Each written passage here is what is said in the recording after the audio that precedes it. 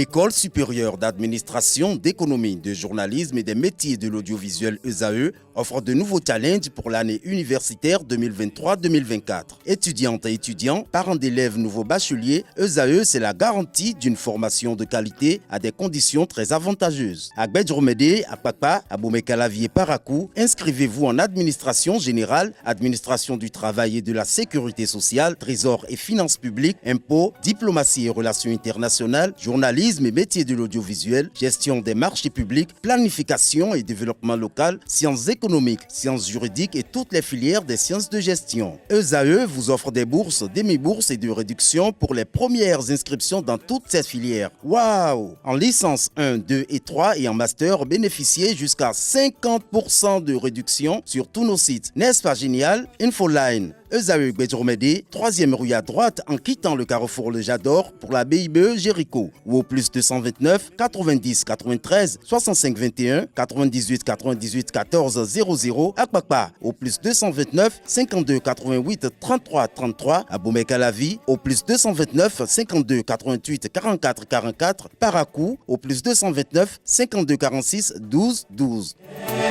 ESAE, l'excellence à un nom.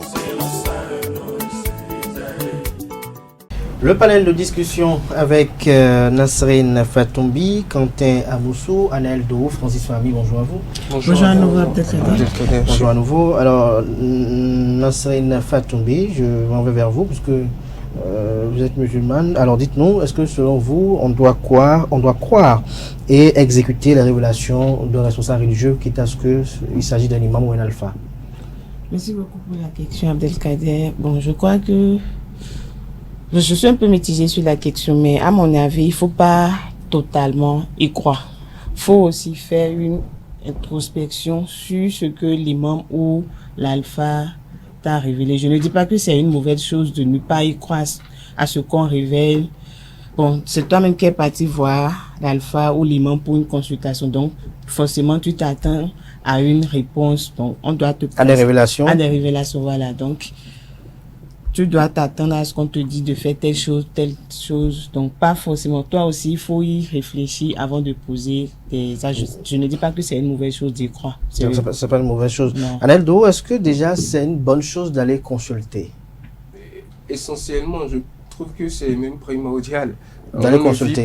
On ne vit pas simplement dans le monde comme ça, quitte à évoluer compte tenu du temps ou de n'importe quoi. Consulter, ce n'est pas forcément aller nous asseoir entre les jambes d'un prêtre de Fa ou compte tenu de la croyance. Entre les jambes. Oui, quand il dit entre les jambes, genre. Oui, entre les cuisses, ça vous arrangerait? Non. Bon, allez-y. Bon, c'est le mot qui vous dérange. Quand je parle d'entre les jambes, c'est pour dire en quelque sorte, quand vous allez chez un prêtre de faille, la manière dont il s'assoit et la posture que vous adoptez devant lui, c'est que vous êtes en quelque sorte entre ses jambes. Donc c'est pour dire un peu, compte tenu de la croyance, le simple fait que je trouve une situation qui me dérange un peu et que je m'agenouille même et je prends ma Bible. Également, je peux l'appeler de la consultation. Je consulte Dieu. Comme je peux aller poser le problème à un pasteur pour demander son avis. Je consulte également. Maintenant, dans ce cas, est-ce que je dois... Lorsqu'on vous donne la consultation, qu'est-ce que vous faites? Est-ce que je dois forcément prendre tout ce qu'on me dit? Vous savez, quand je consulte, à la jeunesse même de la chose, quand on va consulter, c'est que c'est tellement obligatoire de le faire. On trouve cela tellement vrai qu'on le fait sans même hésiter sur cela. Mais sans réfléchir, même quand on dit Dieu a dit, c'est que tu fais exactement.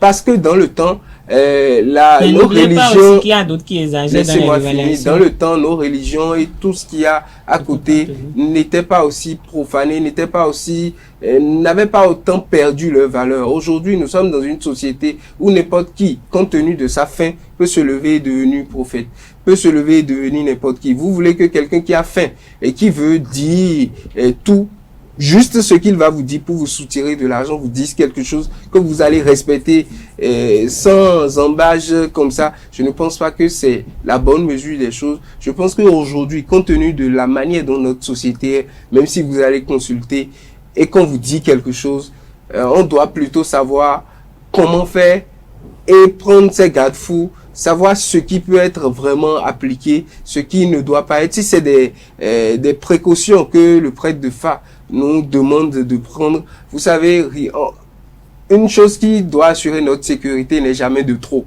Donc, si c'est des précautions, oui. Si c'est des choses qui a bouleversé mon avenir, je crois que il faut prendre des garde-fous, peut-être consulter plusieurs pour voir si c'est la même chose ou voir dans quelle mesure espier certaines choses pour extrapoler. Quant à mon chose, sur la même question, faut-il croire et exécuter sans réfléchir la révélation des responsables religieux? Sans réfléchir, je dirais non. Mais je pense qu'il faut quand même y accorder du crédit. Pourquoi? Parce que moi, je suis chrétien, donc je pouvais parler dans ce cadre-là. Je pense que la plupart des responsables religieux, je vais dire des pasteurs, sont quand même allés à l'école de l'étude biblique. Donc, dans ce sens-là, il est quand même, on peut dire tout de suite qu'ils sont mieux aguerris que nous, ils peuvent mieux comprendre certains messages que nous. Mais cela ne veut pas dire que lorsqu'on va vers eux pour des conseils, il faut quand même prendre tout en compte et faire tout ce qu'on veut. Je donne un exemple. Je ne peux pas aller chez mon pasteur, par exemple, qui me dira que ma maman est sorcière, donc il faut tout faire pour, prier pour qu'elle ne m'atteigne pas. Parce que, il faut prier pour l'ennemi, d'accord, mais lorsque l'ennemi va vouloir atteindre votre vie, vous êtes obligé de l'éliminer. Et puis tout de suite, je vais rentrer à la maison et commencer par livrer une bataille. Et si c'était à cause de vous, votre maman est devenue sorcière? À cause... Non, pour vous protéger? Non. Ah, Nasrine, c'est possible, alors? Oui, c'est possible. Donc, je ne peux pas, c'est possible. Sans réfléchir, prendre ses conseils à lui et aller livrer une bataille à maman, ce n'est pas possible. Vous savez, c'est souvent au niveau Francis Famille, on voit ce genre de choses où ils disent tout sans rien. Et sans réfléchir, je pense que ce n'est pas une bonne chose. Par exemple, en matière de révélation, si par exemple, je pense même qu'en matière de révélation, tout est une question d'interprétation. Si par exemple, le pasteur ou bien le responsable religieux reçoit comme révélation que c'est telle personne qui est à la base de ton problème, peut-être que cette personne-là n'a pas pris pas des moyens, mais cette personne n'utilise pas des sortilèges ou des trucs comme ça contre toi, mais juste peut-être parce que la personne est énervée contre toi, il y a peut-être des trucs qui se passent. Je pense que même quand vous faites des révélations, c'est quand même mieux de prendre le temps de réfléchir en vous-même, de voir ce qu'il y a à faire. Maintenant, il y a certaines personnes, par exemple, quand ils vont faire des consultations, ils sont déjà dans tous leurs états et ils commencent à réagir tout de suite. Si par exemple, on te dit que c'est telle personne qui est à la base de ton problème, essaie quand même de voir ce qui s'est passé. Est-ce que c'est peut-être moi qui suis en tort ou bien est-ce qu'il n'y a pas un moyen de faire? Donc je pense que moi par exemple je suis chrétien catholique, mais par exemple quand on me fait certaines révélations, par exemple je ne suis pas enclin à exécuter la chose tout de suite. Moi-même je prends le temps de prier et je prends le temps de lire un peu la Bible pour voir un peu ce qui se passe. Et je pense que quand on est chrétien aussi, on a tous la capacité, la possibilité de demander directement à Dieu ce qu'on veut, de le consulter directement, sans passer par un pasteur ou un prêtre. Donc, dire que on m'a dit telle chose, je dois le faire ainsi, je trouve que c'est agir bêtement et ne pas du tout avoir... Non, mais vous passez dans ce même schéma également, comme il le dit, le drame est souvent du côté des chrétiens. Quel drame? Je m'en excuse. Je suis également chrétien, mais par contre, tout le monde est chrétien. Les pasteurs ou bien les prêtres ont tendance à dire les choses de façon flasque. C'est-à-dire, ce n'est qu'un pasteur qui peut vous dire votre mère est sorcière.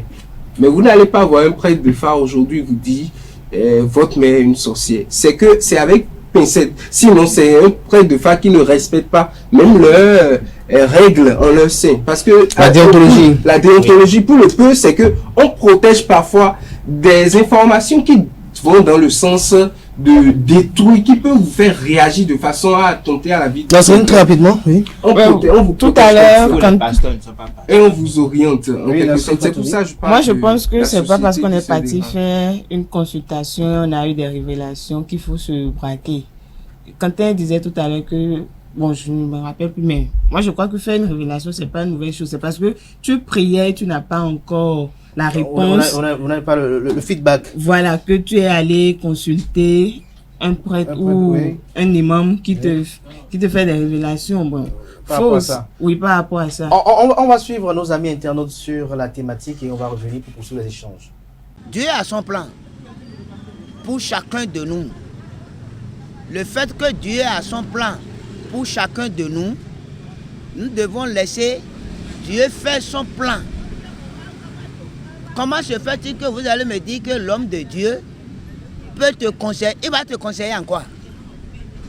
J'ai vécu l'amour que je vis. Il n'a pas vécu ça avec moi.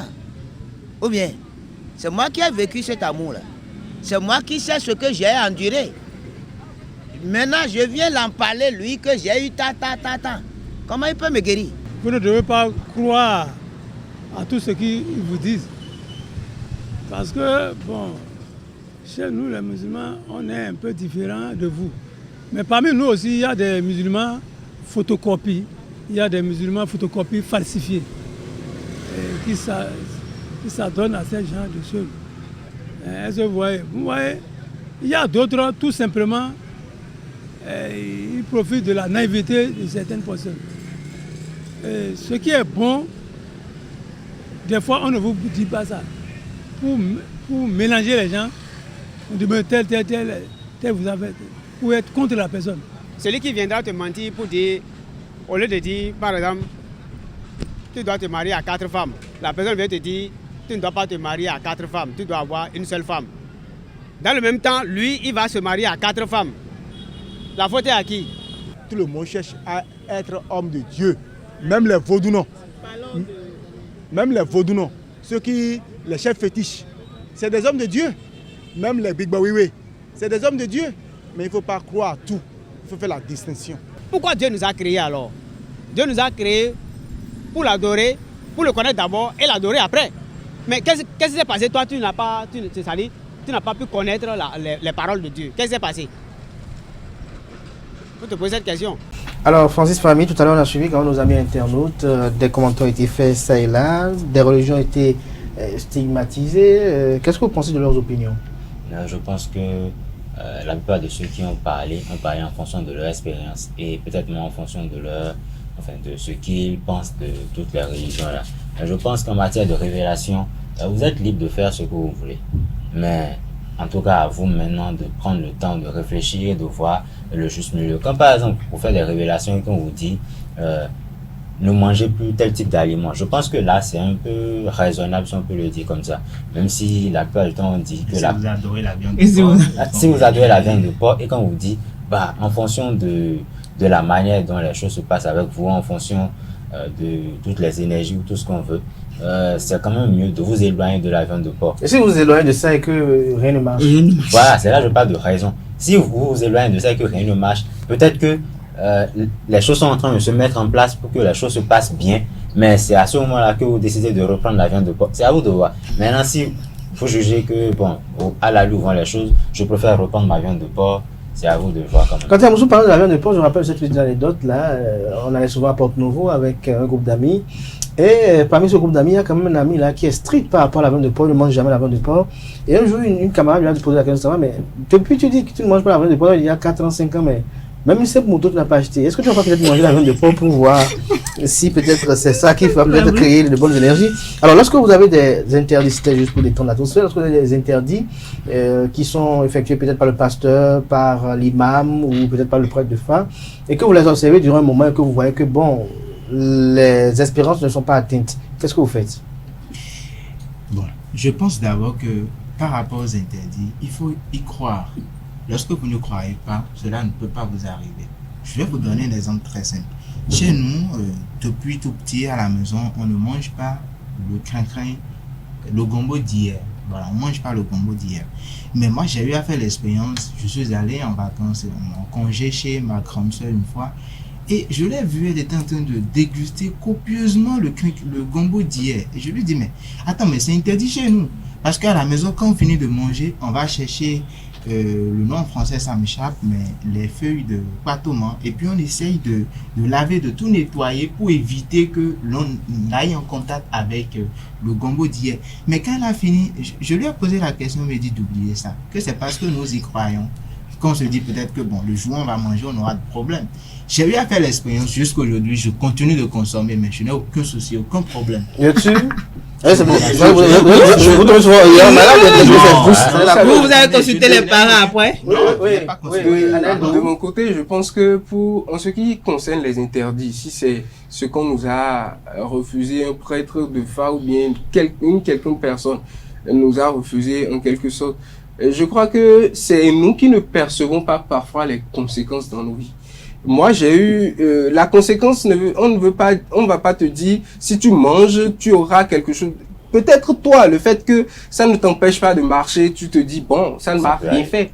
Mais peut-être spirituellement, ça bloque l'accès à des bénédictions qui viennent vers toi. À des grâces. Donc, à des grâces qui viennent vers toi. Que tu n'étais pas au courant de ces grâces. Donc, tu ne te rends pas compte. Mais je reviens au cas qu'on disait tout à l'heure pour se marier. Le gars, on lui dit de ne pas manger la viande de porc. Pendant 5 ans, il ne mange pas la viande de porc, il n'a même pas de moto. Peut-être que ça le préserve de bien de choses plus dangereuses que vous ne voyez pas. Peut-être que s'il en mangeait, qu'il ne serait plus vivant. Si on lui a dit, si vous savez déjà, quand on dit par rapport aux religions, bon, on ne mange pas, par exemple, on sait que les musulmans, ils ne mangent pas la viande de porc, certains ne mangent pas si. Par rapport à ça là déjà, moi, j'ai ma conception de la chose qui trouve que bon, on est venu de Dieu. Vous aimez la viande de porc? Oui, j'en mange. On est venu de Dieu. Vous aimez? Je vous ai demandé pourquoi vous en mangez. Oui, j'aime cela. Vous aimez cela? Vous appréciez? Oui. Vous avez au moins ça qui mange la viande de porc. Francis aussi, il est oui, j'en mange. Ce que je voudrais dire, c'est que quoi? Quand directement, vous vous basez sur la religion comme ça pour dire je ne mange pas ci, je ne mange pas ça, compte tenu de ce que la religion nous refuse, je trouve que ça, c'est de l'absurdité parce que la Bible a carrément aboli certaines choses et certaines choses ne sont pas forcément vraies. Maintenant, il y a des choses, c'est-à-dire ce qu'on vous refuse compte tenu de la manière dont vous êtes venu sur cette terre. C'est-à-dire que vous êtes né tel jour, à tel moment, on trouve que si vous faites telle chose, ça ne marchera pas pour vous. Quand on vous le dit, vous n'avez pas besoin de forcément d'une confirmation, en quelque sorte, de la part de la personne qui vous le dit. Essayez de mettre cela en pratique. Vous l'avez dit tout à l'heure, j'ai expérimenté cela. Expérimentez cela, vous saurez que, quand je suis avec telle personne, ça ne va pas. Quand je fais telle chose, ça ne va pas. Quand je fais telle chose, je ne reçois pas. J'attends par exemple de l'argent, mais quand je me mets dans une telle posture, quelques jours avant, je ne l'ai plus. Donc il faut faire attention. Compte tenu des interdits, je trouve que il faut juste, quand on nous dit cela, il faut expérimenter cela pour voir la véracité des choses. Maintenant, compte tenu des autres choses, si c'est autre révélation qu'on nous fait sur notre vie, il faut juste prendre des précautions. Si on est adepte de ces genres de choses, peut-être aller vérifier chez 1, 2, 3 personnes pour voir si ça sera la même chose. Puisque Francis Fahmy a dit quelque chose au début, c'est les interprétations parfois qui diffèrent. Ce que la personne, on dit une personne, ça là, c'est à cause de telle personne, rien ne va dans ta vie. On dit par exemple, c'est à cause de ta mère que rien ne va dans ta vie. Mais ce prêtre de foi ne te dit pas peut-être que c'est parce que tu as offensé ta mère et que tu as besoin juste de son pardon que rien ne va dans ta vie. Elle est fâchée contre toi, rien ne va dans ta vie. Mais quand on te crache à la figure, c'est parce que c'est à cause d'elle, rien ne va, tu te dis peut-être qu'elle veut te tuer, qu'elle est une sorcière. Donc les interprétations parfois, c'est cela qui nous amène dans la besogne et on doit prendre des choses avec les pincettes et mieux trouver des personnes pour nous expliquer. Je crois qu'on va revenir probablement sur la thématique peut-être demain. Nasrine Fatoumbi, lorsqu'on parle de restrictions de part et d'autre, il y a quand même ce qu'on appelle les restrictions génériques. Par exemple, l'islam, la viande de porc est interdite. Mais lorsque vous êtes doublement, vous avez doublement l'interdiction de la viande de porc et que vous transgressez cela, qu'est-ce que vous pouvez vous en dire? On dit, bon, une fois que c'est déjà interdit, je crois que c'est interdit, il ne faut pas... Vous savez que parfois les médecins disent par exemple de ne pas manger ci, de ne pas manger ça, de ne pas fumer par exemple, mais il y a des gens qui ont peut-être une addiction. Oui, il y a des gens qui sont... Il y a des gens qui ont une addiction à la viande de porc. Oui, il y a des gens qui sont addictifs, qui sont très addictifs à la cigarette. Parce que ça, ils ne se sentent pas bien. Oui, mais vous allez voir, la majeure partie des cas, ça leur cause des dégâts de santé, forcément. L'addiction, c'est déjà mauvais, puisque c'est de l'abus. Nasrine Fatoumbi. Pour moi, vous avez parlé des médecins. Il y a aussi des médecins, moi, ils exagèrent. Moi, une fois, on m'a interdit de manger du riz. Mais en même temps, j'ai demandé au médecin, si je ne mange pas du riz, qu'est-ce que j'allais manger? Vous avez mangé la pâte? Vous avez mangé... Je peux pas manger. Même la pâte aussi, il y a des moments donnés, ça m'énerve. Des Je shawarma, dis, des pizzas. non. Ça ne peut pas vous énerver. Si, la pâte, il y a à des moments donnés, quand tu en abuses. Il y a plein de mets pour éviter le riz. Monsieur dit, mais si je ne mange pas du riz, je vais manger quoi? Il dit, mais trouve-toi des légumes à manger. J'ai des légumes. Vous avez un transit intestinal qui est complexe. Moi, mais à un moment, j'ai essayé pendant 1 voire 2 mois, mais je suis parti le reste. Mais écoutez, moi, je ne peux pas continuer ainsi à prendre du couscous, du riz et du macaroni sans du riz. Moi, je ne peux pas. Bon, si tu as l'argent pour les traitements, il n'y a pas de problème. C'est à tes risques et périls. Donc, continue sur cette lancée si ça t'arrange. Mais comment je vais pas manger du donc? Moi, je me suis dit, bon, faut pas en abuser aussi. C'est lui qui sait ce qu'il a trouvé. Il m'a dit de ne pas manger du riz. Bon, au fait, tout se passe aussi dans la tête. Donc, même si vous avez une maladie spirituelle, si dans la tête vous êtes bien forgé, oui, mais quand on parle, le pasteur l'a dit, il faut avoir un mental assez fort. Donc, quand vous avez un mental fort, même si on vous dit que vous traversez ceci, ceci va vous arriver. Non, mais pas au point de m'interdire de manger du riz. Il faut y croire d'abord. Quand vous ne croyez pas, ça ne peut pas vous arriver. Pour moi, c'est ça. Je pense même que d'abord, quand vous prenez la décision d'aller consulter, c'est parce que vous croyez d'abord. Si vous ne croyez pas, à quoi ça vous servira d'aller consulter? Mais en partie, je suis un peu d'accord avec Anaël parce que vous savez, chez nous, il y a ce qu'on appelle la dîme. Et la dîme, ce n'est pas parce que vous payez la dîme tout le temps que le dimanche prochain, vous aurez plus d'argent. Pas forcément. La dîme peut vous protéger d'une certaine manière. Peut-être parce que vous payez la dîme. Oui. Mais il y a deux qui payent la dîme. Il ne faut pas Pasteur Quentin. Merci à vous. Non, mais l'exemple que je donne, c'est que ce n'est pas parce qu'on vous dit, bon, vous payez la dîme, vous aurez encore plus d'argent et tout. Parce que vous payez la dîme, parfois, ça vous évite les maladies, ça vous évite les accidents. Ça, c'est votre conception à vous. On ne va pas rentrer dans ce domaine. Merci. On va y revenir demain. Il y a d'autres qui paient la dîme pour effacer leur péché. Le sujet est assez vaste, assez important. Mais peut-être tout à l'heure, on aura quand même quelques éclaircissements avec la vénérée mère Nagbo Wihome Misiou, qui est sociologue et gestionnaire de formation, prêtresse des cultes ontogènes. On va la recevoir tout à l'heure avec Nasrine Fatoumbi sur le foyer et la femme. On en parlera notamment des interrelations qui subsistent entre les trois. Juste après l'invité matinal de ce matin.